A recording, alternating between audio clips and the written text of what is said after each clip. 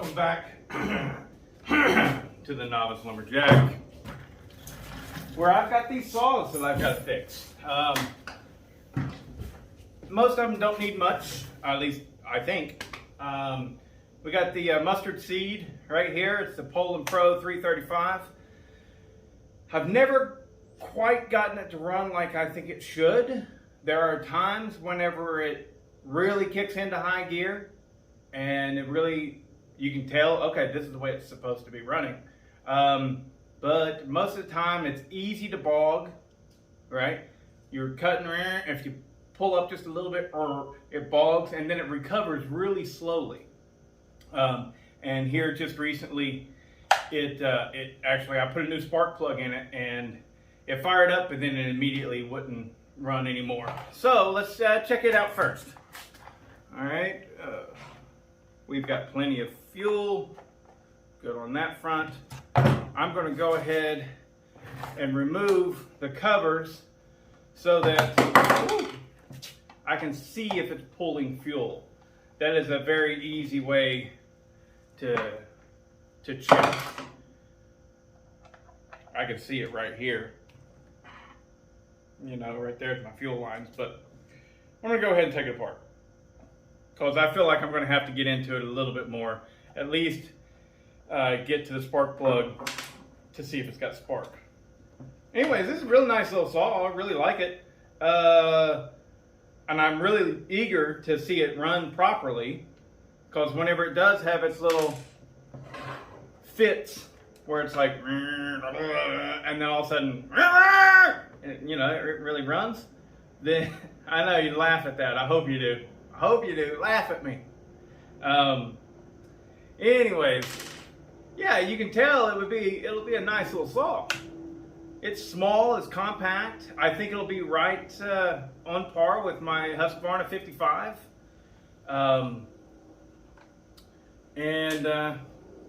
We'll see. All right, now that, oh, and Gary B has a chain brake cover for me. So I'll be seeing him in, when is it? Just a week or so. Gonna stop by. I'm taking a trip up to New Hampshire and gonna see a couple of the subscribers. Ryan, gonna see you. Gonna see Gary Bennett. Ryan's got two really nice little 50cc saws waiting for me. Can't wait to pick those up. All right, so here we are. We're all torn down. Good. All right. Flip the switch. Pull the choke. Set the throttle lock. Going to watch. That's why I like this Tygon. Even though this might be generic Tygon, it's still good. I've never had a problem with it, anyways. But I like being able to see the gas movement.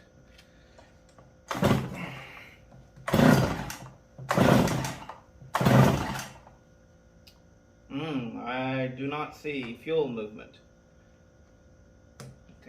Oh no, it's got fuel in it. It's good to go. So lots of times if there's no bubbles, you can't tell. Oh, go ahead and drive.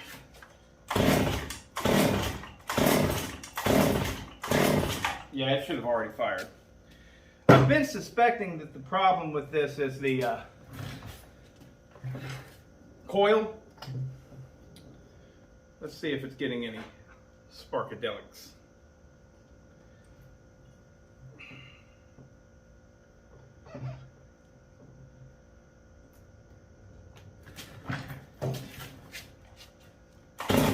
Yep, she's got good spark. Very good spark. So, if it's got spark, definitely has compression. Next thing to check is going to be your spark plug, which, like I said, I did just replace this spark plug, and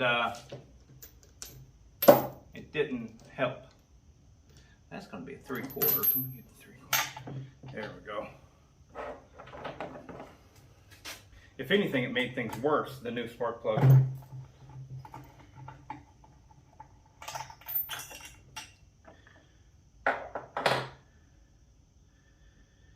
It is slightly wet. That could be from the time before. Check for sparks the old-fashioned way here. Oh yeah, great spark. So, fuel is the only thing that could be the problem. Oh, while I got that out, I'm going to check the compression.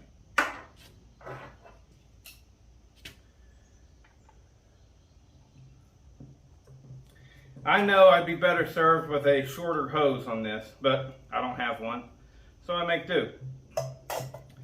Alright, whenever checking for compression, you want the throttle open so that it can pack as much air in as possible.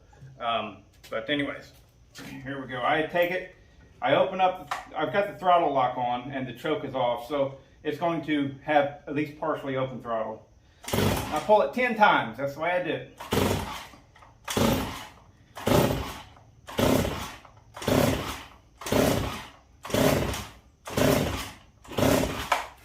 And we are at 55, 60, 165 pounds of compression, which is excellent. It's quite good.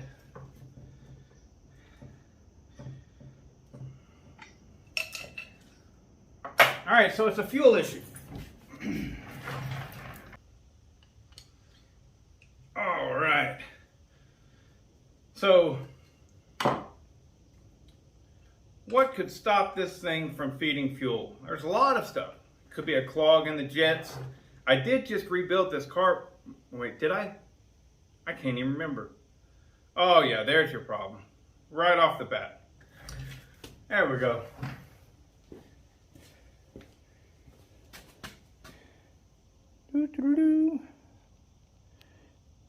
All right, see all that gunk in there in the screen right here and right over here as well. So it's being clogged up. No doubts whatsoever. All right, that's easy. Now, take my handy dandy carb cleaner.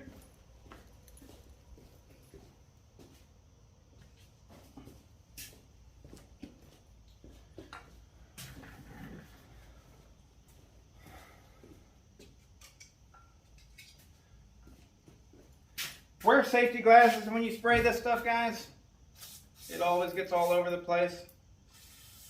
I just had it spray up there and hit me right in the forehead just now. All right.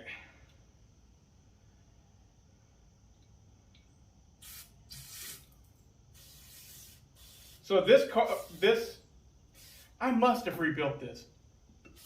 I can't remember. I honestly can't. But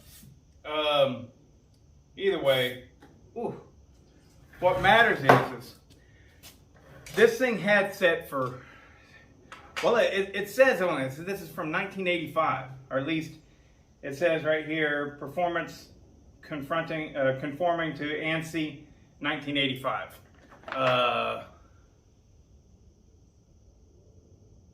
This right here doesn't show anything. But anyways, that's what I always just go by. If they have a sticker that's for the ANSI, I go by, that's probably the year it came out. 85, maybe 86, I suppose. But anyways, if you know better, please tell me. I'm eager to learn. So it's set for likely decades, because look at it, it's so clean, it's in such good shape. Whenever the sticker on the chain side is still in pretty good shape, you know that it hasn't went through many tanks of fuel, right? So point is it's set for a long time, and there was a lot of gum all over the place. The input, I'm sorry, the pulse, yeah, the pulse line that goes down to the crankcase, or some cases the cylinder and stuff, the pulse, there's a specific name for it. It was bad. It was really clogged up terribly. I had to actually use some, solder, a little piece of solder, and I dug it in there, cleaned it out. It was really gummed up solid. So it's very obvious to think that there was a lot of gumminess in this that eventually made its way into the carburetor even after I cleaned it. All I'm doing here is taking a second look. I got the carb off. Diaphragm's nice and flexible. I see no clogs anywhere here. Let's see if I can blow through.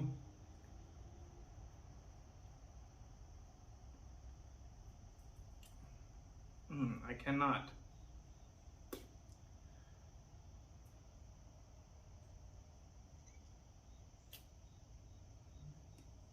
Why can't I blow through that? All right, let's do something. Yeah, we're perfectly good there.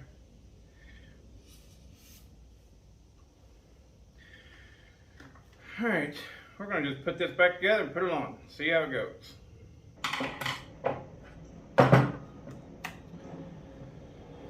Okay, let's give it a shot. Chokes out. Throttle lock engaged.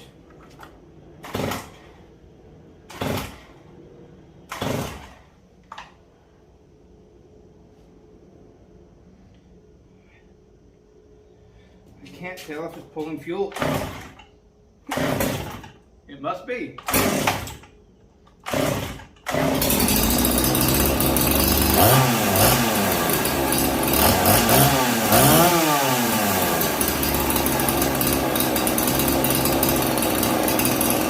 We will call it right good for right now and move on to the next saw. But I mean, depending on how I do these videos, the very next thing that you might see is me going out and cutting wood with this. But the way it's actually going to go is I'm about to,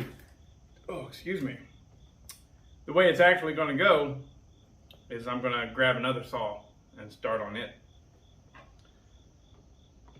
I'll get my test cuts in later.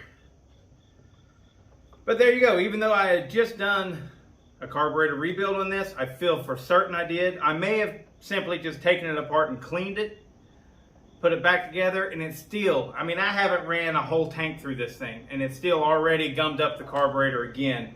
When you get these old saws like this, you got to expect stuff like that. Yeah. Oh, let's check the squish on this real quick, because, yeah, why not?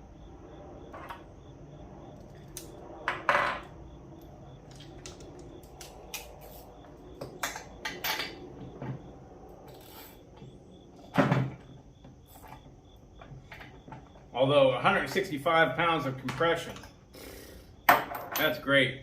No need to check the squish or anything. That's right where you want to be on a saw that is stock.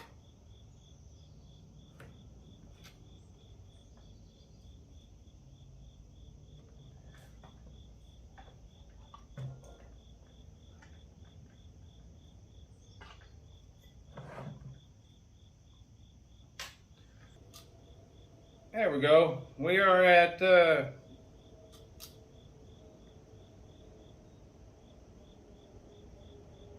37 thousandths. Ta-da! 37 thousandths. I mean, you guys, if you watch my videos and working on these things, you hear me say it over and over again. Probably gets annoying. Come on, get in there. But these are nice saws.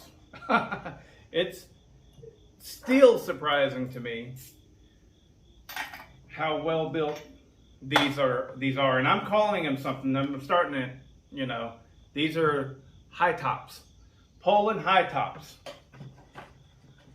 This right here is a small block. All right, they are smaller than the 3450 and the 3750 and that series, right? But they're the same series of saw, I think. You've got a small block and you got a big block. Yep. And the crazy thing, I think it's admirable. I love it, actually. I love it. It's so effing cool to me that they made a high top, both small and big block, in 54 cc's. That is cool. You know, this saw right here is 54 cc's. Whenever my Benford bad boy, when I first got it, it was a 54cc saw. And let me tell you, they are different sizes. And I can't wait to test one of the big blocks against the small blocks that both of them are 54cc's to see the difference in power.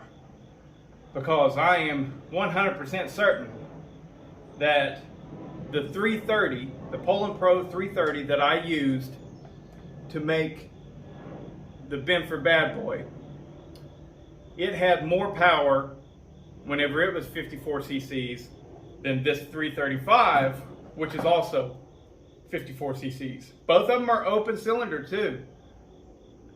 Both of them. Neither one of them have a closed port. So, you know, I'm very eager to dive into those differences. But I got to get a big block 54cc. So I need another Poulan Pro 330 or a 3450 to make the comparisons. Anywho, this video has gone on a long time. Maybe I'll have already cut this out. Maybe I won't. I don't know. But one thing, I feel like I'm going to use this time to tell you, I feel like you should be brand loyal.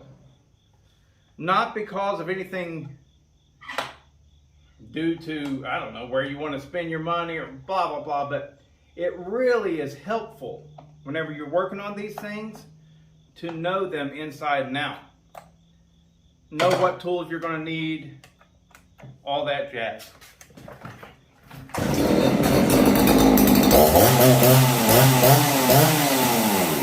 going to call that fixed.